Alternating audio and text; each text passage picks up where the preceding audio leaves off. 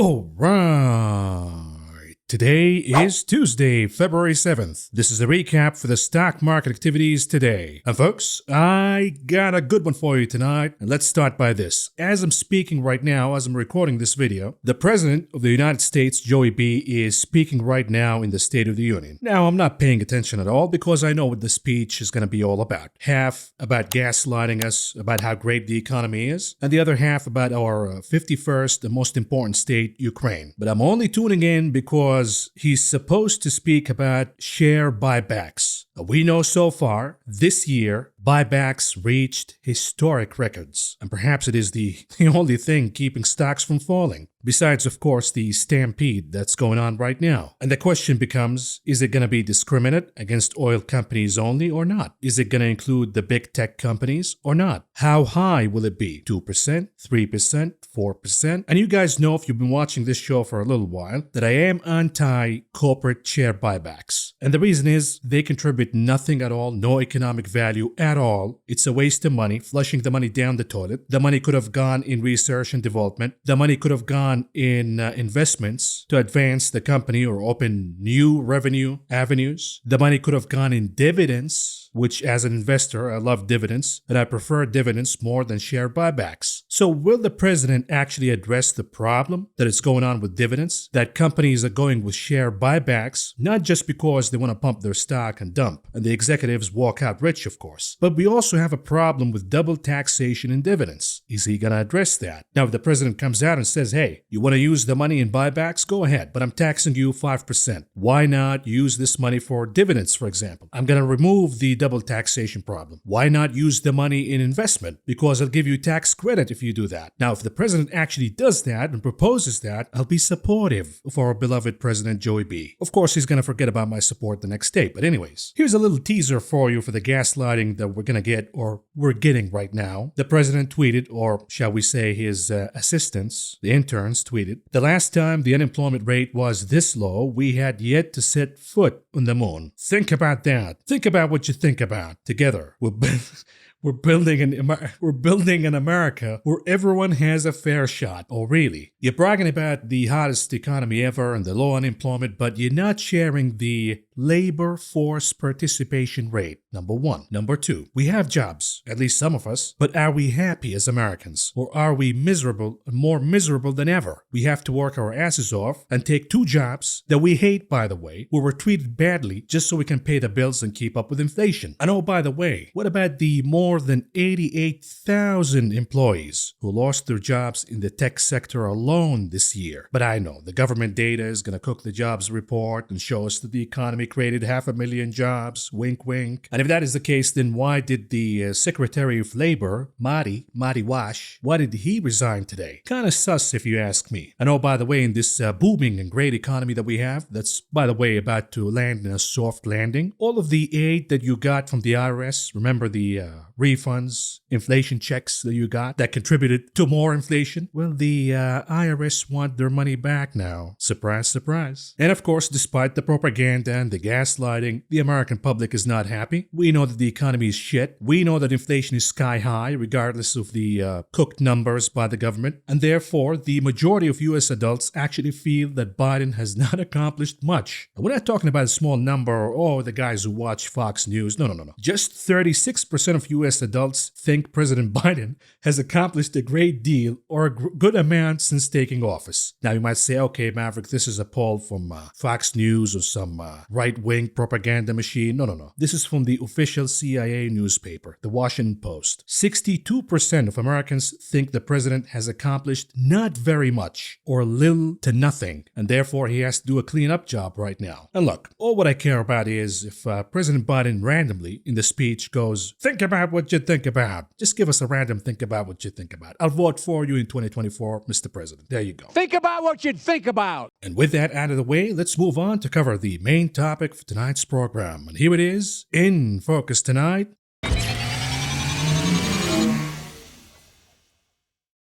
Disinflation is here, says Clown Powell. Of course, today he spoke to his sponsors at the Washington Club and his former employer, by the way, David Rubenstein, and the Fed chair reiterated what he said in the FOMC that disinflation is here. Inflation is dead. It's over. It's gone. But we have a long way to go. So which one is it? Is inflation done? You have a long way to go? What are you talking about here? And of course, the most embarrassing moment came right at the beginning of the interview where the chairman of the Fed, Jerome Powell, tried to clean up the pie right in his face. Take a look. So, Jay, thank you very much for being here.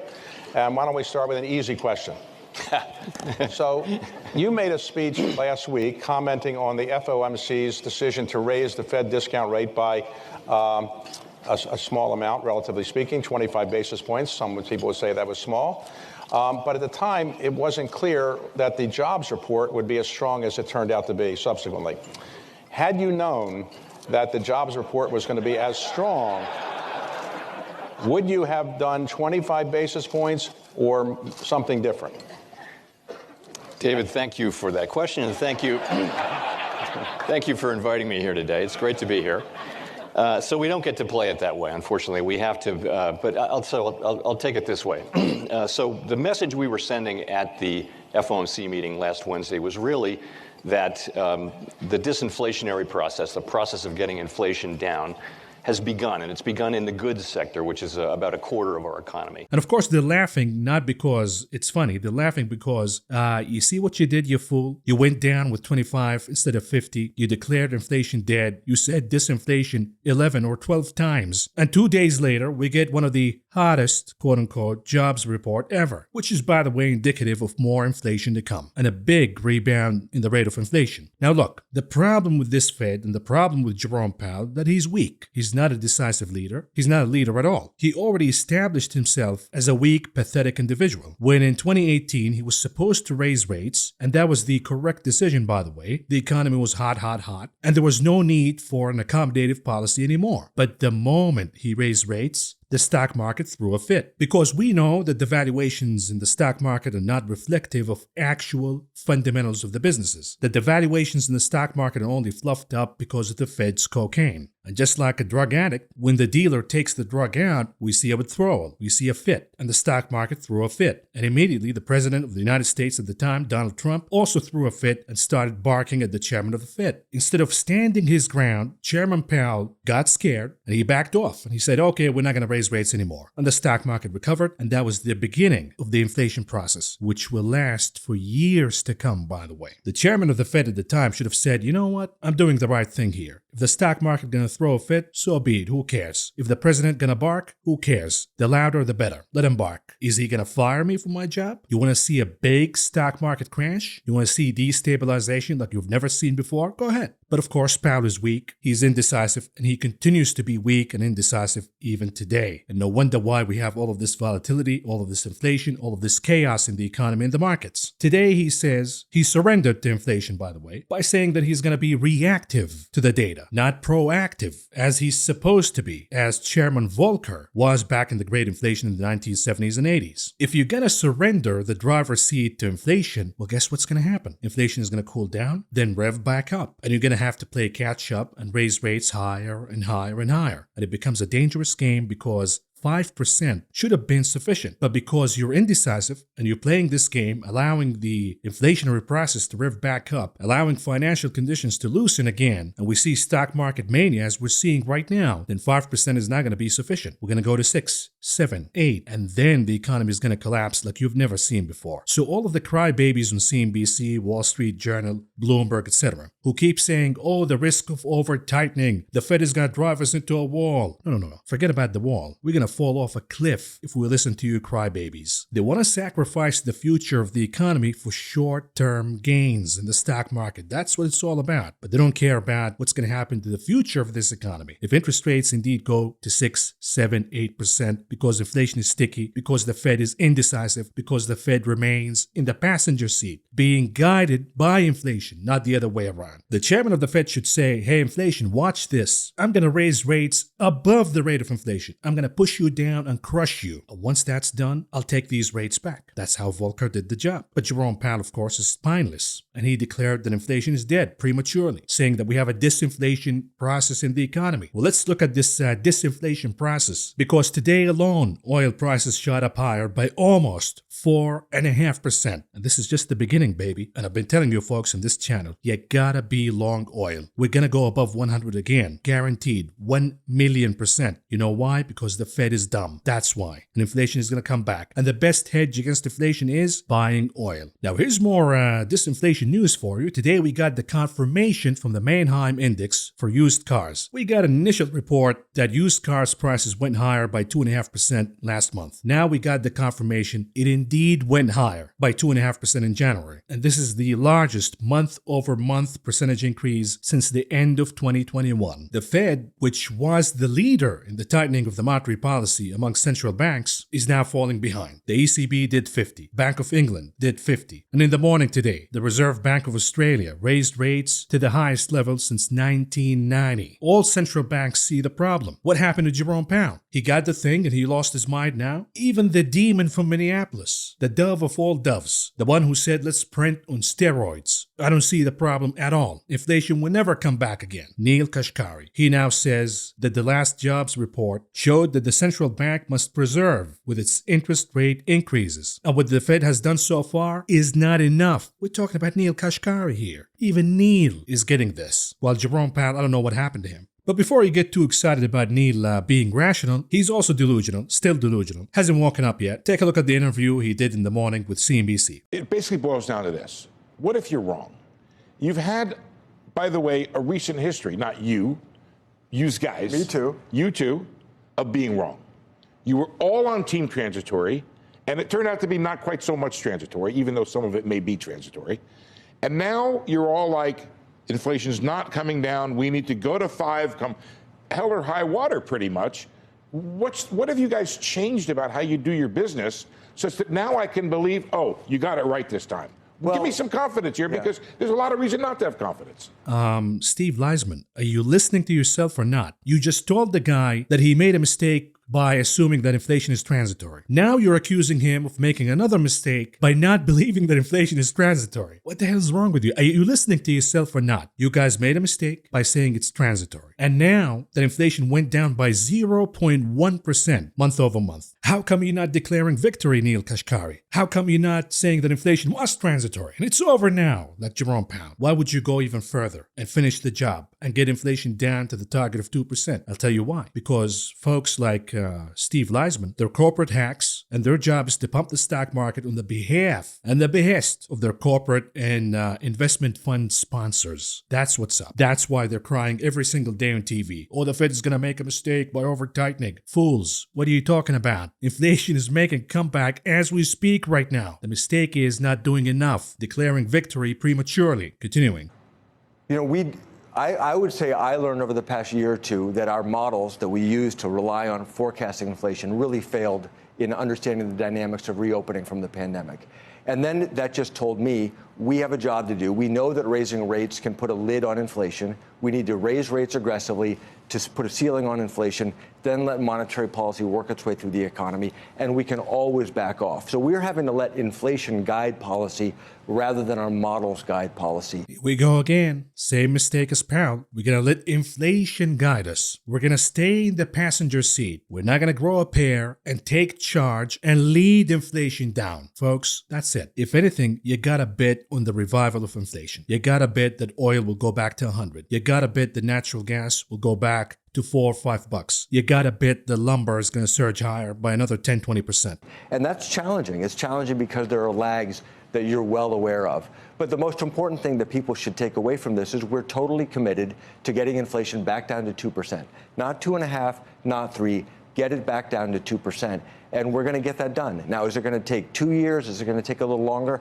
I'm not exactly sure, but we're going to get it done. No, you're not going to get it done because you're a follower, not a leader. You're never going to get it down to 2%. You can finish the job right now. You don't need 2 years, Neil Kashkari. You don't need 2 years. You can do it right now by raising rates aggressively above the rate of inflation to guide it down, and then you can take all these cuts back, and the job will be finished before the end of this year. But no, you guys want to play this game of wanting your cake and eat it too, that, oh, we're going to tighten the monetary policies, reduce inflation, but we're not going to harm the economy, and we're going to have a soft landing. You're not going to have it both ways. It's either or. Do you want to preserve the mania in the stock market and the economy, or do you want to get inflation down? Because the longer this game goes, inflation will do the job for you. Inflation is going to crush the economy so much, and morph into stagflation, and then a recession. And we talked about why this will happen numerous times, ad nauseum in this channel. Savings will go down, corporate earnings will go down, spending will become stagnant in the economy, and we have stagflation while we see commodities prices holding up, and then what? But are you nimble? We asked a question on our Fed survey that said, is the Fed data dependent or are they going to 5 no matter what?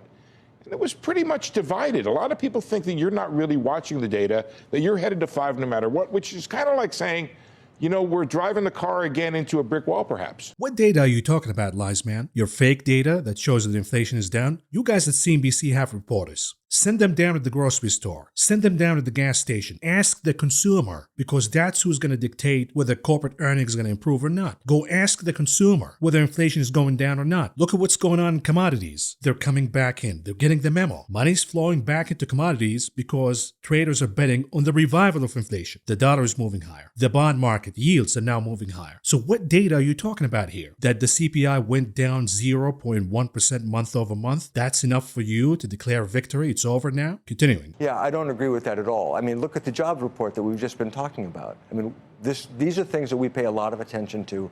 We pay a lot of attention to short-term moves in inflation, to services inflation, all of this. And we're pretty close to 5 now. It's not like you're not like saying, oh, come hell or high water, we're going to 10. We're at this point, we're debating. You shouldn't about have said that. more. Yeah, you shouldn't have said that because God forbid the algos might listen to you and drop stocks down. I have some call options, damn it. All right, a few more data points. Neil, exactly. Neil, can I ask one more thing? So let's say that we have permanently higher oil prices for whatever reason, because it's, you know, we're transitioning away from fossil fuels. You got Ukraine, you got China reopening. So you got, let's say, permanently higher oil prices, which filter through to a permanently higher inflation rate, most likely.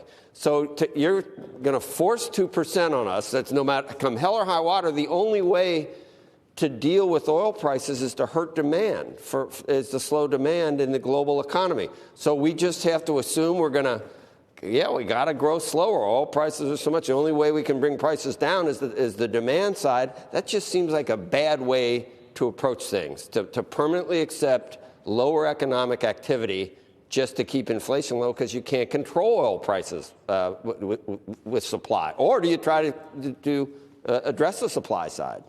Well, the monetary policy is not going to determine what the output is. I mean, if we said, after we get through this inflation period, if we all came together with Congress and said, hey, the target should be 3%, that's not really going to change anything. The size of the economy, the output of the economy, it's going to be smaller if the inputs end up just costing a lot more.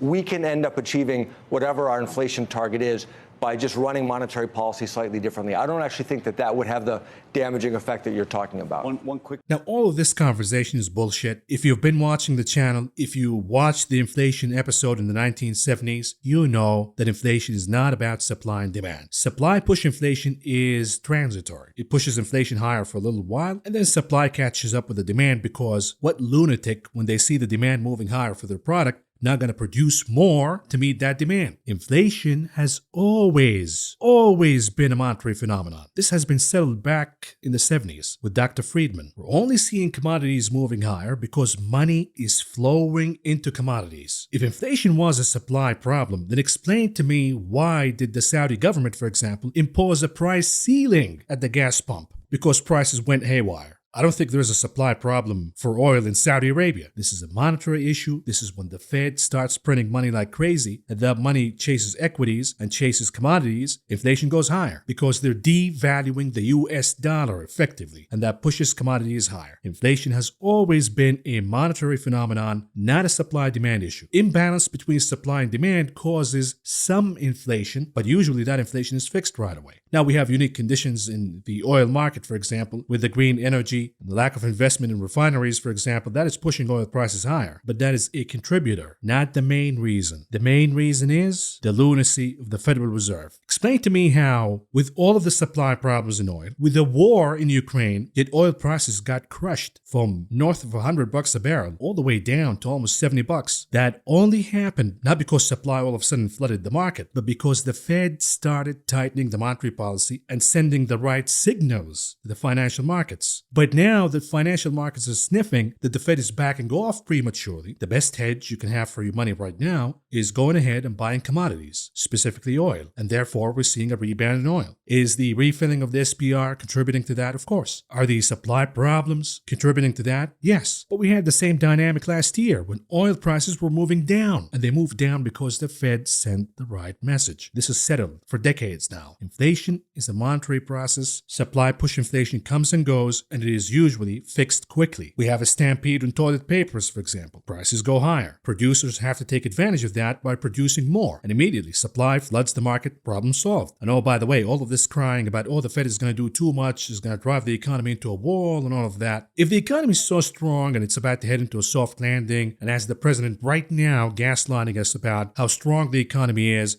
how healthy the economy is. If the economy is so strong, how come it cannot handle 5%, only 5% interest rate? Explain that to me. And of course, all the talk right now is about the stock market rally, that it's done because inflation is going down and the Fed is going to back off. But we talked about the role of short covering, the role of taxation planning in initiating the rally. And then it becomes the perfect storm because many other players start to get involved. And then it becomes a stampede, a speculation frenzy, as we're seeing right now. Everybody wants to buy because they have FOMO. It is psychological, not fundamental. And part of it, of course, is the hedge funds who got squeezed right now. Matter of fact, Goldman Sachs says that the squeeze that we're seeing right now is bigger than 2021 among hedge funds. And these, of course, are the same geniuses who are paying $1 million to hear Kim Kardashian's investment advice. And you wonder why they're getting squeezed? And perhaps the most important part of the rally is the reversion to the mean. You look at a stock like Meta, for example, a weekly chart, look at the MACD indicator. The stock got hammered big time, down almost 70% from the top. At some point, you run out of sellers. Everybody who wanted to sell the stock sold it. At some point, the stock is down too much. It doesn't reflect the fundamentals of the company. That opens the opportunity for short covering, for dip buying, and of course, the process gets amplified as we see more players jumping in and joining the rally. But it doesn't reflect any fundamental reasoning or a change in the macroeconomic environment. Just look at the same clowns who are saying right now that we are in a bull market, the bear market is over, inflation is dead, the Fed is going to back off. And this is from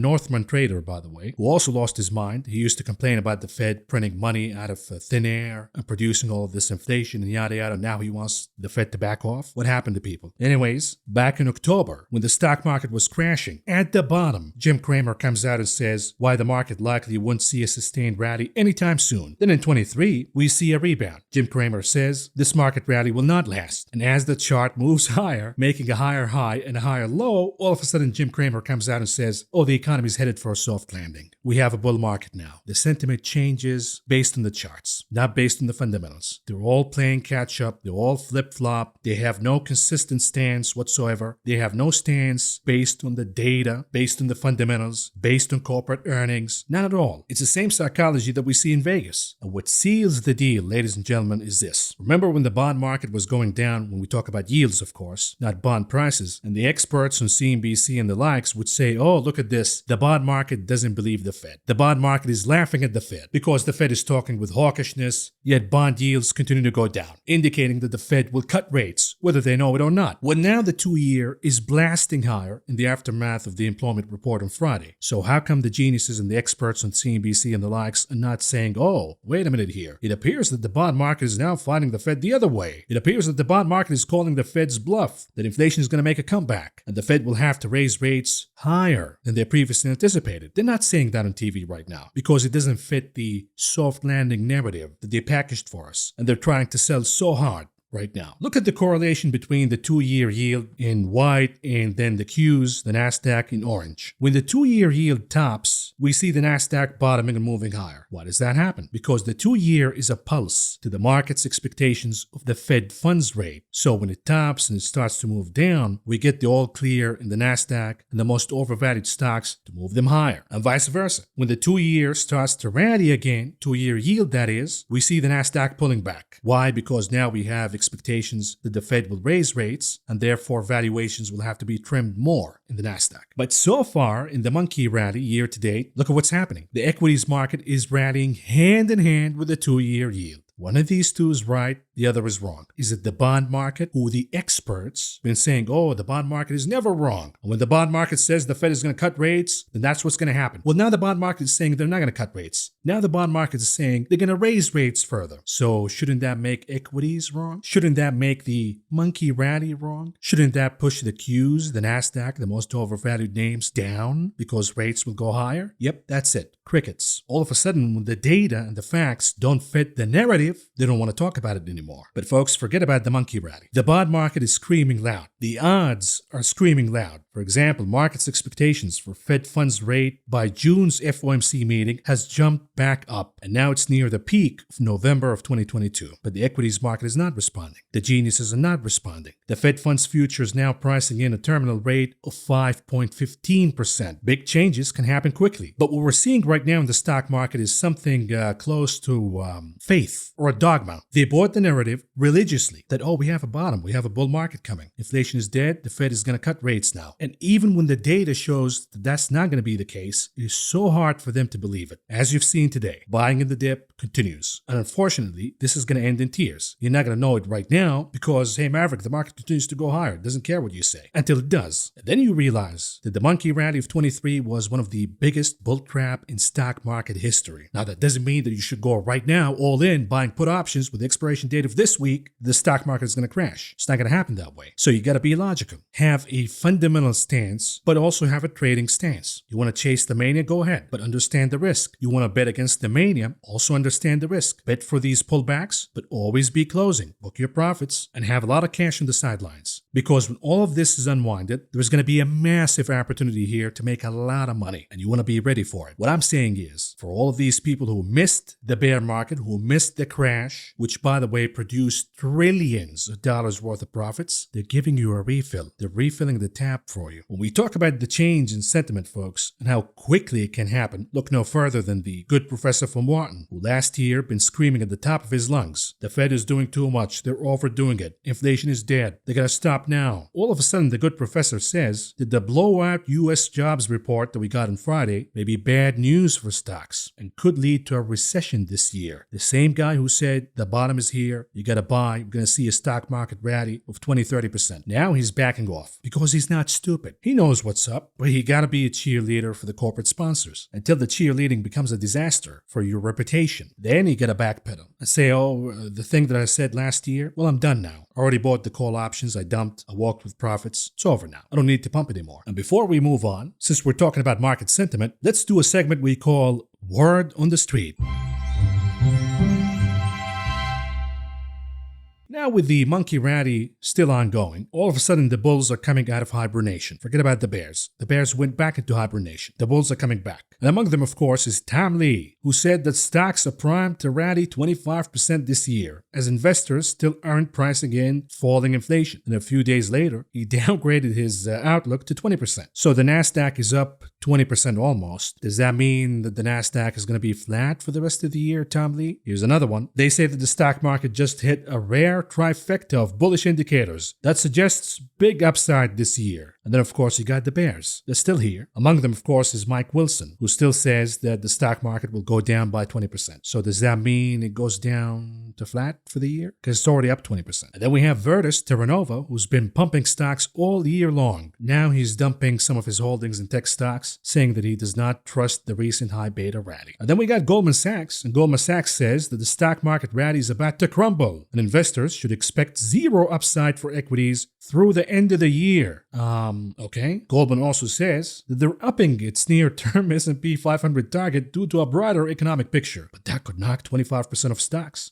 So what are you saying here? Are we going to go higher or down? Well, Goldman Sachs says it could be either way. We could go up, we could go down. And then we have one of the most notorious bulls, who also happens to be a professional knife catcher, Marko Kolanovic from JP Morgan. Here's the problem, folks. The moment Marko Kolanovic flipped from bull to bear, we've been rallying nonstop. And listen to me carefully now. He jinxed the bear market. So the moment Kolanovic flip-flops back into a bull, that is the moment when you short the market with both hands, all in, because we're going to go down big. And that is your sentiment report for today. And with that out of the way, let's move on to cover the stock market information for you. We begin with the closing of the indices today, and here we go. It was a roller coaster day because of the Fed chairman's speech or lack thereof. We went up, we went down, then up again, and the Dow Industrial Average managed to close in the green, up by 265.67 points or a gain of 0.78%. The Nasdaq up by 226.34 points or a gain of 1.90%, and the S&P also closing positive, up by 52.92 points or a gain of 1.29%. Now, when it comes to the sector's performances today, yesterday it was a risk-off kind of theme. We saw utilities up, the rest down. Today, because the chairman did not push back on the narrative that inflation is dead, he actually doubled down, we're seeing risk on back on, with one exception, one important exception, that is usually not traded as risk on because we have a rotation out of this sector all the way back to the risk on segment in technology. And here it is. Number one, communication services capturing the gold medal. And at number two, capturing the silver medal, energy. Number three for the bronze, technology. Now, why is energy up along with technology and services? Communication services, I should say. That is really important. It is a risk-on / inflation theme. So the market right now is in a debate stage. It is confused. Should I go and continue with the risk-on in technology, chips, and the reopening names, the casinos, the hotels, the cruises, the airlines? Or do I go with inflation in metals and energy? Or do I go to the defensives in utilities, consumer defensives, and healthcare? Or for now, nobody wants to be defensive at all. So it is a debate between the inflationary theme versus the expansion theme, aka the risk-on theme. So if you believe in the soft landing, you're buying tech. You're buying the dip in tech over and over and over again. Now, if you believe in the revival of inflation, today you went long energy. This is really important. I'm going to cover this conversation again in the heat map analysis. When it comes to the advance to decline ratios, NYSE 56% advancing versus 43% declining. When it comes to the Nasdaq, believe it or not, 48% advancing versus 49% declining. In other words, the majority of the rally in the Nasdaq happened because big caps. The retail crowd still chasing big caps, buying the dip in Amazon, Google, Meta, Apple, but most importantly, Microsoft. We'll talk about Microsoft in the heat map analysis. But for now, let's move on to commodities and look at this. The dollar was flattish. It went down big, then it went up again, and it closed slightly negative. But the message is clear. Regardless of what the dollar is going to do, energy will move higher because we have traders now hedging against the revival of inflation. And the best hedge against inflation is buying oil. Not to mention, of course, the tailwinds due to the demand/supply dynamic, which we talk about all the time in this channel. OPEC Plus, the Russian price cap, the refilling of the SPR, the shortages in refineries. We have the perfect storm here for oil to continue to move higher. And the fact that oil is moving higher, despite the dollar popping, shows relative strength. And if you know, you know. Because the WTI was up by more than 4.25% today alone. Brent was up by more than 3.5%. Gasoline RBOB, with a rally worth about 3.75%. Heating oil was up by almost 5% for the day, and even natural gas, even nat gas, was up by 5.5% today. Now, despite the recent crash in natural gas prices at the Henry Hub, here in the state of California, gas prices are up by more than 300%. And our beloved dear Governor Kim Jong-un Newsom is now asking the feds to investigate why natural gas prices are higher in California. And I say, Governor, have you tried looking at the mirror? Maybe you'll find the answer. But back to commodities, and look at lumber. Lumber is really important because lumber is a pulse for risk on. Lumber tends to rally along with the market, but we've seen recent divergences. For example, the Dixie's moving higher, bond yields moving higher, and now lumber moving down. But the equities market is the only one not responding. Even gold reversed the move down. So lumber and gold, they tend to rally together, indicating risk on. They rally along with the stock market. Both lumber and gold went down, while equities still lagging, still fighting everything. Yet when it comes to softs, beside lumber, which was down by a little more than 3.5% today, we have rallies across the board with the exception of cocoa flattish for the day, but cotton futures up by about 2.5%. And look at OJ, massive rally year to date, and today it went higher by almost 4%. Coffee also rebounding, a decent rally year to date, and it added to the gains today by closing up by about 1%. Sugar, massive rally year to date, and today it added to the gains by about 1%. When it comes to metals, because of the volatility in the dollar, but we know that the dollar is moving higher. The momentum is to the upside right now. So we see gold muted, silver down, platinum, copper, all kind of muted, flattish, while the outlier is palladium futures up by about 3.75%. When it comes to meats, flattish activities across the board. We're not seeing anything here. Even beef futures, which we looked at yesterday, flattish for the day. On the other hand, when it comes to grains, also flattish activities. The outliers, soybean meal futures down by about 1.5%, while soybean oil futures blasting higher with gains worth about 2.75%.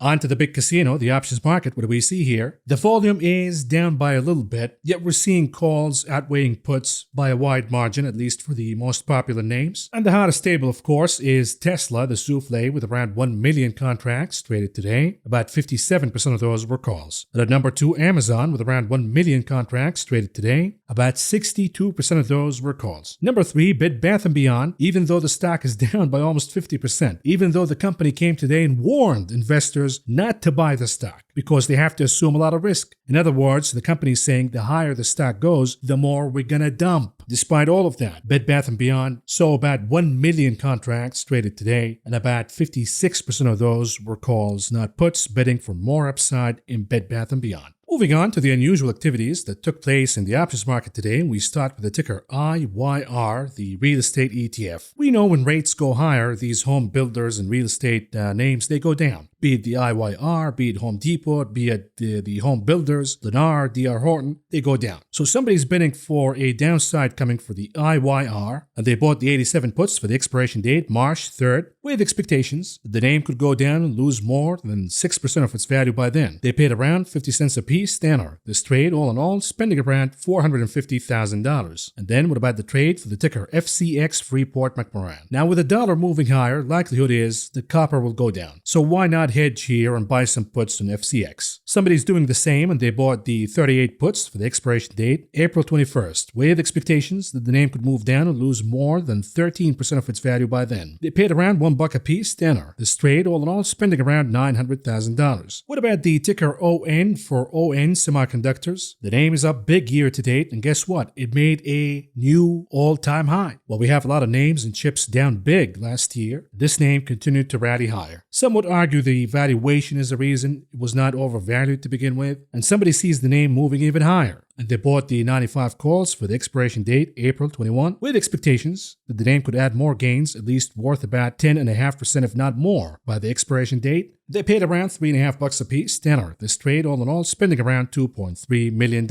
Last but not least, what about the Qs, the Nasdaq? Somebody's fading the rip here. They bought the 290 puts for the expiration date, March 10th, with expectations that the Qs will move down and lose more than 7% of its value by then. They paid around $2.70 a piece standard. This trade, all in all, spending around $1 million. Now, this could be also a hedge. So somebody bought a lot of tech names, Apple, Nvidia, etc. And they want to hedge in case the rally goes bust, and therefore they're buying some puts in the Qs. It could be both ways. On to the heat map analysis, and if you missed it, we talked a lot about the heat map and the dynamics of the rotations and why energy up along with technology in the market performance segment. So I'm not going to spend a lot of time talking about it here, but the most important take is, despite the rally in the dollar, we see two forces moving higher, and they should be down. Maybe the dollar is down today, and that's why they're moving higher, but look at the sensitivity. Look at the charts. Do yourself a favor and grab a chart of the Qs versus the chart of the WTI, for example. The Qs, big tech, the semiconductor names, the risk-on segments, they were trading hand in hand opposite to the dollar. As the dollar ticks down, we see a tick higher in the Qs. In other words, technology is still responding to the tick-by-tick move in the dollar. It is still fighting it. It should be down by a lot since we've seen the dollar rebounding by a lot. So we have a lag here. On the other hand, when you look at the rally in oil, it wasn't going tick by tick with the dollar. It was rallying beforehand because we have a lot of tailwinds, China reopening, refill of the SPR, OPEC Plus, and many others. But it took a massive leg higher the moment the Fed chairman reiterated that he sees disinflation, that he remains callous about the reality of inflation. Immediately, we saw money flowing right into oil, futures shot up higher. In other words, which rally is sustainable here? Is it going to be oil or is it going to be the risk on in technology and chips? Because we know that the dollar is in bullish momentum right now. It could continue to move higher. It could go to 104, 105. Which rally will prove to be more resilient? Is it going to be tech or is it going to be oil? My bet is it's going to be oil, not tech. And the reason is, forget about the dollar. When the dollar moves higher, both of them should go down. Then comes the conversation about the fundamentals. We looked at corporate earnings, a lot of technology names, the fundamentals are bad. We looked at oil earnings, the fundamentals are really good. And therefore, I'm sticking with energy. I'm not seduced by the rally in technology. Now, let's talk about the tsunami of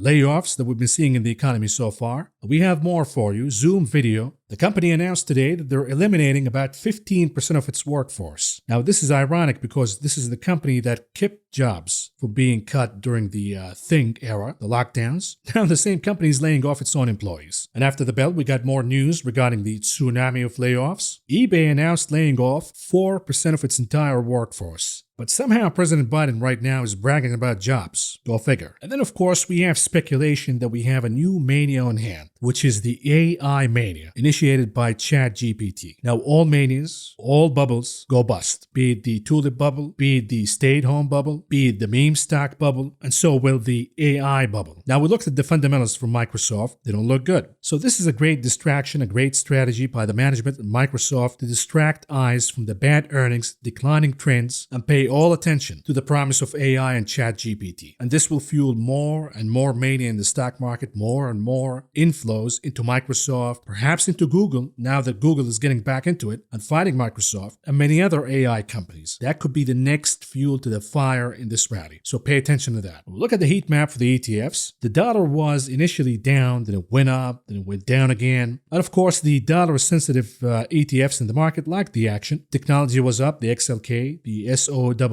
chips, SMH were up. Even gold was up. Gold miners, GDX were up. Energy across the board, leading the pack. Even Chinese ETFs moved higher. But the dollar is not the only force we're tracking here. We also have another force called bond yields. The 10-year yield. It is shooting up higher. The 2-year yield also shooting up higher. This is not good for real estate, so we see the IYR moving down. This is not good for utilities, so we see the XLU moving down. And this should not be good for technology. But again, we have the risk on fighting everything. We're seeing just a stampede inflows into technology, and the fight continues until they hit a wall. The hot employment report did not do it. The Fed did not do it. Could the next CPI report do it? Could an insane rally in commodities, in oil, for example, do it if we see oil above 100? Because the majority of the decline in the CPI is happening due to energy prices. If energy prices go higher again, that will be a major problem for equities. Major problem for the risk-on segment of this rally. Anyhow, let's move on to charts and then wrap it up. We start with SPY, the S&P 500 30 minutes chart. What do we see here? A lot of volatility today, a lot of knee-jerk reactions, and you'll be surprised that when we see tomorrow's opening, it could look different than all of the action that we got today. Because what we got is holding on onto the support of 410. The initial reaction to the Fed chairman speaking was a shoot up higher. And the reason is we have a lot of unwinding of bearish bets ahead of the interview. A lot of folks were buying puts and shorting equities, assuming that Powell will come out right away and saying, okay, we got a hot jobs employment report, we got to raise rates to 50 basis points. That did not happen. And immediately they have to unwind all of these bets right away. We see the SPY shooting up higher. Then comes those who are saying, okay, this is getting out of proportions. We got to use this pump to book some profits. Those who've been buying, let's say since last month, they booked some profits right away. And we see a big reversal, a big leg down. And the support of 410 is violated. But immediately, there are a lot of folks waiting in the sidelines. The aggregate demand is still here. And they want to buy any dip. So they hop in, they buy the dip, and we see the chart moving all the way back to the resistance of 416. It didn't close above it, but good enough to say that the momentum remains bullish. And the bearish signal is not going to be triggered until the support of 405 is violated. And the reason is if 405 is removed as support, then we have a reversal of the entirety of the post-FOMC rally, meaning a major change in sentiment, a rush to take profits, a rush to short equities again. So 405 is an important support. You got to keep an eye on that. Here is the daily chart for the continuous contract for the SPY. Nothing happened today. All in all, within range, the support 4100, the resistance at 4180. The RSI remains in positive divergence. The MACD remains in bullish momentum territory. The volume went a little higher, but that is expected because we have an event. So for now, all indicators are saying that this could continue. And the risk is, if you're not booking profits on your puts right away, what if this is an ABC pattern? We're done with the A leg, we're done with the B leg, and this is a C leg that will take us all the way to 4200 at least. That is a risk you got to keep in mind. I'm not saying it's going to happen. We could wake up tomorrow and we see a reversal right away. But for now, the risk remains to the upside. We'll look at the cash index, the SPX, the daily chart. We've been eyeing the resistance at 4,228.5. And if this is indeed an ABC pattern, then the C leg should be concluded at filling the gap. And honestly, I say let's fill it and get it behind us. Because everybody's now talking about, oh, we can't go down because we have the gap above. Okay, fill the gap, go crazy. Let's get all of these momentum indicators blasting higher. And then comes the CPI, and down we go. Now, when it comes to the Qs, we're using a 30 minutes chart here. We have a similar story with the SPY. The moment the Fed chairman started speaking, we got a pop higher. It got us above the important resistance of 308.55. And then the dollar caught support from 103. Immediately, the Qs, very sensitive to the dollar, reversed and moved down, erasing the entirety of the move. And then what happened? The dollar started to reverse and move down. Not by a lot, but that was good enough for the dip buyers to hop in. We saw a rally with no resistance at all, no selling pressure at all, a one-way street all the way to the end of the day. We have a closing above 308.55. Now, is this bullish or bearish? Closing above an important resistance after losing it as support. This action is bullish, not bearish, indicating that we could see more gains to come. Now, the next obstacle would be 313, which is the major obstacle, a tough nut to crack. We'll see what happens. But here's the daily chart. And again, the risk remains to the upside that we could see an ABC pattern here. The A leg is done, the B leg is done, and now we're forming the C leg, which will take us to higher highs. In this case, we have 12,987 as the next resistance. We can round this up to 13,000. But until we see a reversal closing plus a confirmation, we have to be really conservative here. We're not going to go crazy here, fading the rip and betting against it. We play the pullback, book the profits,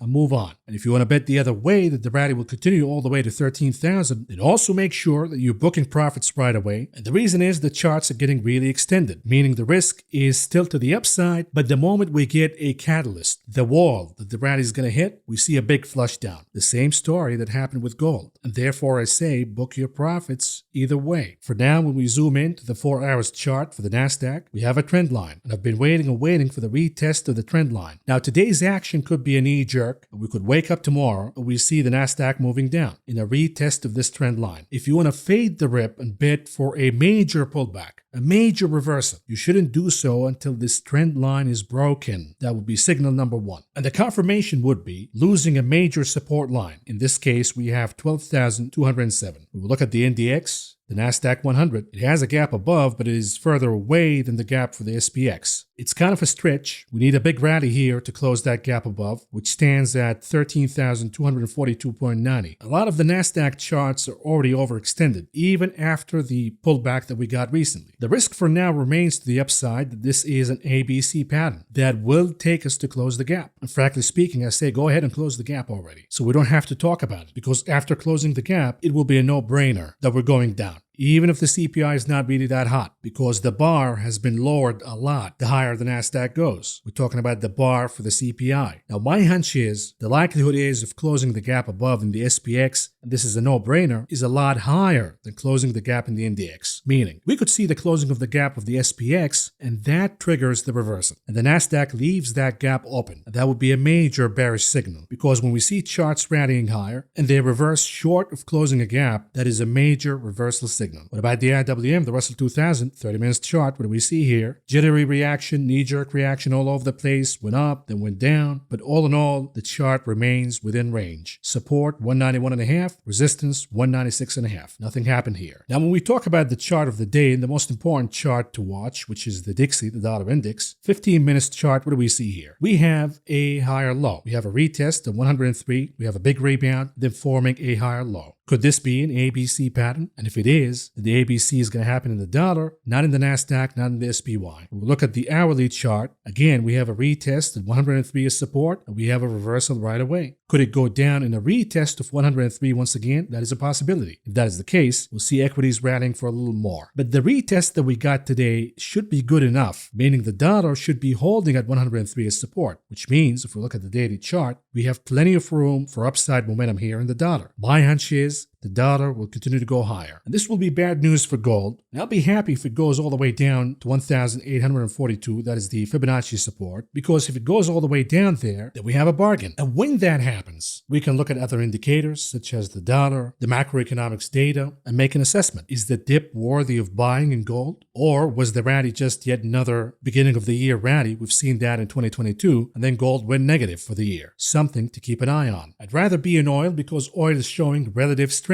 Despite the move higher in the dollar, oil is blasting higher too. And usually oil starts weak in the beginning of the year. The same thing happened in 2022, and then it rallies and it moves higher. And so long as 77 remains intact as support, we're good to go. When we look at the weekly chart for Brent, look at the MACD indicator. It is in the process of producing that definitive pop. For now, we don't have a definitive crossing one way or the other. But my hunch is if this continues, we see a definitive signal from the MACD indicator, we will see a major rally in oil. And the reason is, despite the dollar, despite the tailwinds that we talk about all the time, short covering alone will push Brent above $100 a barrel. If that happens, ladies and gentlemen, we're going to have a reckoning in the stock market because the theory of oil inflation going down, the Fed will back off, that will not be applicable anymore. And of course, when that happens, the bulls are going to say, oh, but the rally in energy is not relative because the Fed has no control over energy prices and they shouldn't raise interest rates anymore, yada, yada, yada. Yet when we look at the 10-year yield, it is moving higher, above the important support of 3.5, and now everybody's eyeing 3.8. That's in the bag now. The next challenge becomes 4%. When we get to 4, again, we're going to see reckoning in the equities market. To begin with, when we look at the 2-year yield, this is a weekly chart, we have a bull flag consolidation pattern. And now we have a breakout, meaning we have a rally coming in the 2-year. How long can the equities market continue to ignore the signals from the macroeconomic environment, the signal from commodities, and most importantly, now the signal from the bond market? Here's the TLT. No change here in the daily chart. We're eyeing 103.5 as support. The chart remains in negative divergence in the RSI. The MACD indicator is showing negative momentum. Down we go. The VIX 4 hours chart, what do we see here? We had a bull flag consolidation pattern along with positive divergence on the RSI. And of course, it did not play out. And the reason is the VIX is not relative anymore. It doesn't matter. Who cares about the VIX? We'll look at Apple, the big kahuna, 30 minutes chart. What do we see here? We have a retest at the gap, 154.5. We have a closing slightly above the gap. Is it definitive? Meaning indicating a higher high to come? Not really. We need to see more. We need to see a daily closing tomorrow above 154.5, and then we say, okay, we have a higher high coming here. Otherwise, the risk in this chart remains to the downside. It is in the no entry zone, and the report was bad. And for some reason, we're not seeing bottom fishing here in Apple. We did not see that to begin with this year. We saw a stampede in buying Meta, in buying Amazon, in buying Snapchat, but we did not see a stampede in buying Apple because Apple did not go down by much last year. So we have a lack of appetite here. Of course, that lack of appetite was resolved momentarily after the dip that did not last too long after earnings came out. And my hunch is, now that Apple is moving higher, the holders of Apple who've been eyeing an opportunity to take some profits, it is just a matter of time before they look at this pop and say, okay, we can now exit at a better price. We thought we're going to exit at 130, 125. Now we can exit at 155, 160. That's a good deal. When it comes to Tesla, 15 minutes chart, yesterday we talked about a consolidation pattern of higher lows and lower highs. All in all, looping around the important support/resistance of 194.55. Today, the chart exited this pattern of higher lows and lower highs, but it remains in consolidation within the important support/resistance line of 194.55, with the difference being that we have a new consolidation pattern in which we're seeing lower lows this time around and flattish highs, which makes this consolidation pattern weaker than the previous one. And the reason is, in the previous one we had higher lows, now we have lower lows. So to settle this argument altogether, because right now the gravity is to the downside, Tesla needs to pop higher and get out of this consolidation range altogether. When we look at the daily chart, look at the indecision that's going on right now. We have all of these indecision candles, dojis, spinning tops, whatever you call them, doesn't matter. The chart stalled here. It's not running out of buyers, but it needs higher volume. It needs more and more buyers to start to move higher. And of course, the sellers are not here. If you bought Tesla year to date, you're up 55%. Why would you sell? The problem is, somebody's going to sell. Somebody's going to book profits here if no new buyers with higher volume show up. Then the chart starts to pull back quickly. It goes down to 180, 175, then 170. All of a sudden, your gains 55% year to date, they're now down to 35%, down to 30%, down to 25%. All of a sudden, we have the urgency and the rush to the exit door altogether, and that produces a massive pullback. Keep that in mind. Last but not least, what about Bitcoin? A daily chart, and this is really amazing to me. If we have a risk-on movement, then Bitcoin should have gotten out of the consolidation range, but it did not, because we know the dollar is popping higher. It is amazing to me that tulips, Bitcoin, and the rest of the cryptos are acting in a more mature manner than the equities market. If this continues, then the outlook remains the same. We're going to have a head and shoulder formation in Bitcoin, and down we go. So we have an urgent call here that those waiting in the sidelines better hop in right now and buy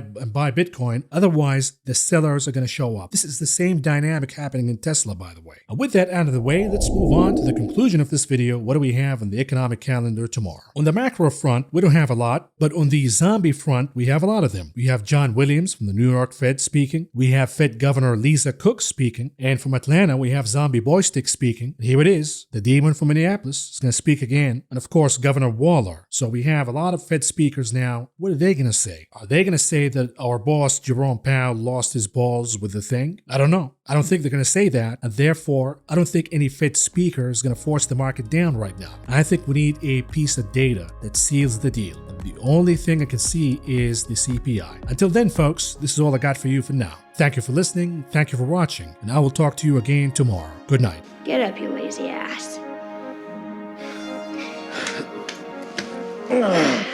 Lazy ass. 56 years old, you little shit.